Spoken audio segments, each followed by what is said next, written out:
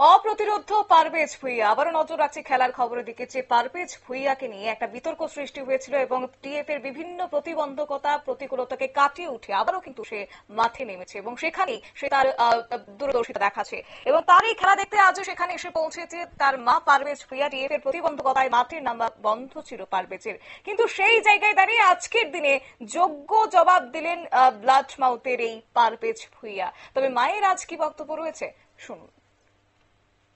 করতে পারে, আমি যতটুকু কঠোর পরিশ্রম করে আমার ছেলেকে এই জায়গাতে নিয়েছি এবং উপরআল্লাহ অসংখ্য আমার ছেলের উপরে হাত রেখেছে, সেটাই সবার কাছে অনুরোধ করি, সবাই আমার ছেলেকে ভোট করুন, পারভেজ ভুঁইয়াকে সবাই সাপোর্ট করুন। আমি একজন সাপোর্টার হিসাবে ওকে সাপোর্ট করছি, মা হিসাবে নয়।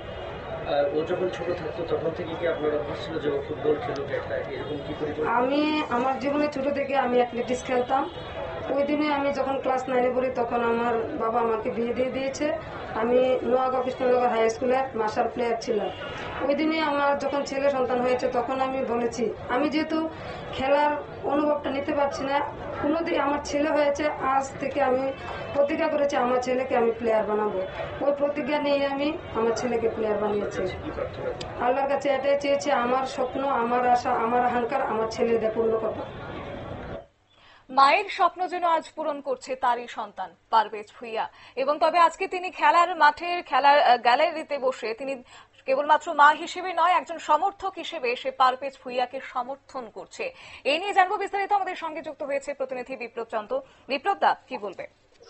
দেখো, পারভেজের মা স্বপ্না খাতুন যেটা বলেছেন যে তিনি নন্দননগর স্কুলের ছাত্রী ছিলেন এবং নবম শ্রেণীতে পাঠরত অবস্থায় তিনি যখন তার বিবাহ হয়ে যায় এবং তার স্বপ্ন সেখানে পূরণ হয়নি, কারণ তিনি একজন ভালো অ্যাথলেট হিসেবে নির্বাচিত হয়েছিলেন এবং রাজ্য দলের জন্য, জাতীয় আসরের জন্য, কিন্তু সেখানে তার স্বপ্ন পূরণ হয়নি। তারপরেই কিন্তু তিনি আল্লাহর কাছে প্রার্থনা করেছেন যেন তার সন্তান যেন বড় মাপের খেলোয়াড় হয় এবং সেটাই যেন সার্থক হতে চলছে। যদিও মাঝপথে পারভেজকে নিয়ে একাধিক বিতর্ক তৈরি হয়েছিল, সেই বিতর্কের মধ্য দিয়ে কিন্তু পারভেজ জয়ী হবে সেটাও কিন্তু স্বপ্না খাতুন কিন্তু আল্লাহর কাছে চেয়েছেন বা আল্লাহর কাছ থেকে তিনি পেয়েছেন এবং তিনি সেটা কিন্তু প্রমাণ করলেন যে আজকে আমার ছেলে যেভাবে খেলেছে বা খেলছে, যেভাবে আজকে দুটো গোল করলো বা একটি গোল করিয়েছে, সেই জায়গায় দাঁড়িয়ে তিনি মনে করছেন। একেবারে বিপ্লব দা, অসংখ্য ধন্যবাদ তোমাকে। আমাদের সঙ্গে ছিল আমাদের প্রতিনিধি বিপ্লব চন্দ্র, বিস্তারিত বিষয় তুলে ধরেছে।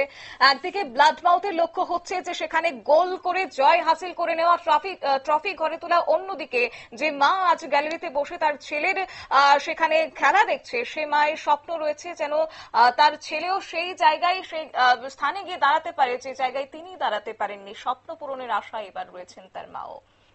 নিয়ে নিচ্ছে ছোট্ট একটি বিজ্ঞাপন বিরতি, সঙ্গে থাকুন।